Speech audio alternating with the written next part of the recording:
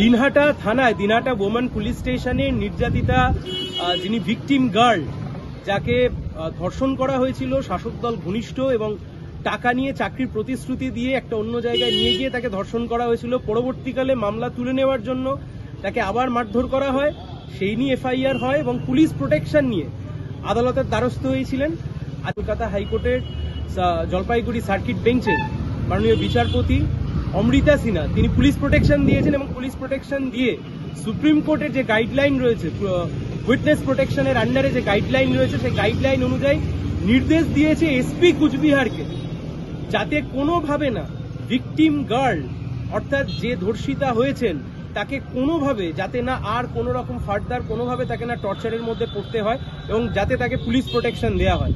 এবং তার একইভাবে ওদিকে এই ভিকটিম গার্লের এগেনস্টেই, এই ধর্ষিতা মহিলার এগেনস্টেই এফআইআর করা হয়েছিল।